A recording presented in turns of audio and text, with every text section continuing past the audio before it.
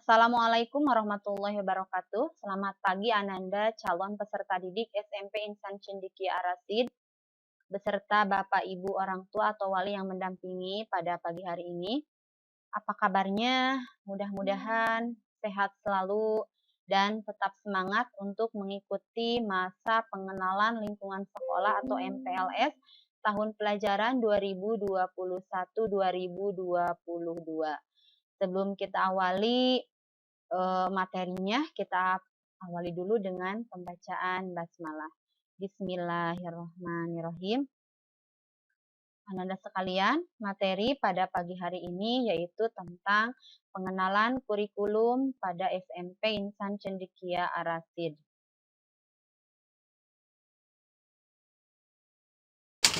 Saya sampaikan. Kurikulum SMP Insan Cendekia Arasid menerapkan prinsip-prinsip pengembangan kurikulum 2013.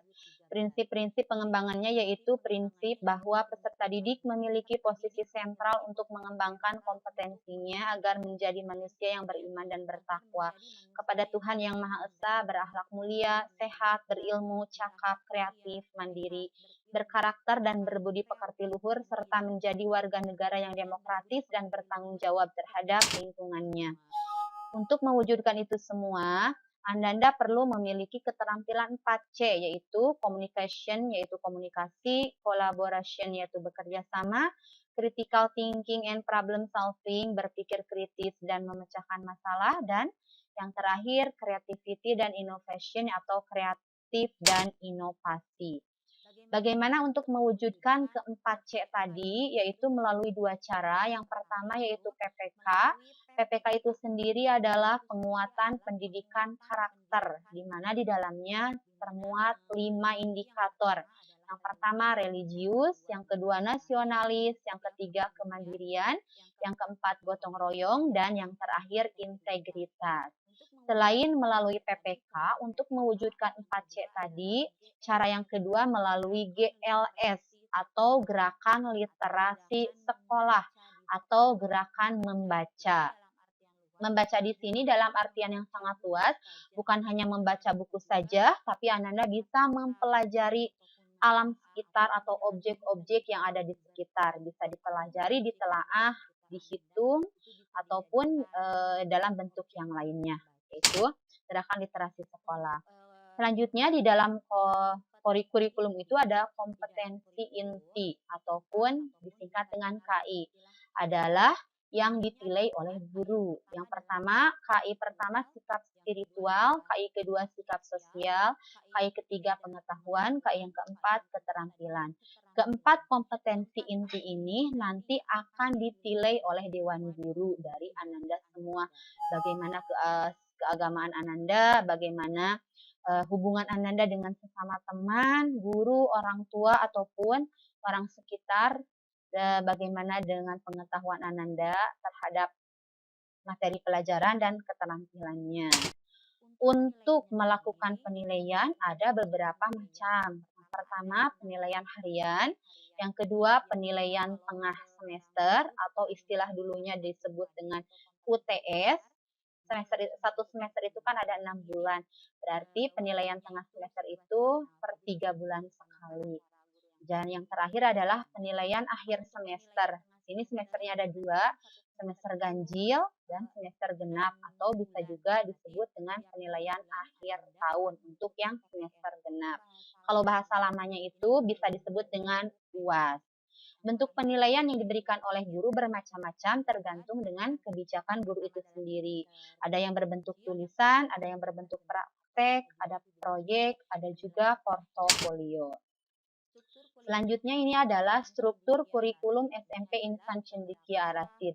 Jadi semua mata pelajaran yang akan Ananda pelajari beserta beban jam mengajarnya, kalau ini pertemuannya tatap muka secara langsung di kelas. Jika misalkan kita sudah belajar normal kembali. Yang pertama adalah PAI dan budi pekerti. PAIDP sebanyak 3 jam. Di setiap rombel semua jumlah jamnya sama. Untuk yang kedua ada PPAI 2 jam, ada PPKN 3 jam, Bahasa Indonesia 5 jam, Matematika 5 jam, IPA 5 jam, IPS 3 jam, Bahasa Inggris 5 jam, Seni Budaya 3 jam, Pendidikan Jasmani, Olahraga dan Kesehatan atau PJOK 3 jam, Prakarya 2 jam, untuk muloknya yaitu Bahasa Sunda 2 jam, TIK-nya untuk komputernya 2 jam, dan yang terakhir layanan BK atau bimbingan konseling sebanyak 2 jam. Jadi total jam pelajaran selama 1 minggu full jika kegiatan belajar mengajarnya normal di kelas lagi sebanyak 45 jam untuk semua rombel. Selanjutnya, waktu pembelajarannya yaitu dari hari Senin sampai hari Sabtu. Untuk mulai pembelajarannya dimulai dari jam 7.20. Nanti Ananda akan pulang pada jam 13.30. Khusus untuk yang hari Senin, untuk yang 7.20 sampai jam 8.00-nya itu dilakukan upacara bendera. Kecuali hari Jumat, berarti pulangnya tidak sampai jam 13.30, tapi hanya sampai jam 11.00. Jadi Ananda jam setengah 7 kurang 10 menit sudah mulai pembelajaran. Nanti pulangnya Ananda pada jam setengah 2 siang. Nanti Ananda ada 2 kali istirahat. Untuk istirahat pertama jam 10.00 sampai 10.20. Dan istirahat yang kedua, di sana bisa istirahat, sholat, dan juga makan pada jam 11.40 sampai jam 12.10. Itu waktu pembelajarannya. Untuk menunjang pengembangan skill atau kemampuan Ananda, kami menyediakan wadah yaitu berbentuk ekstrakurikuler. Di sini ada yang sifatnya wajib, ada yang sifatnya bebas.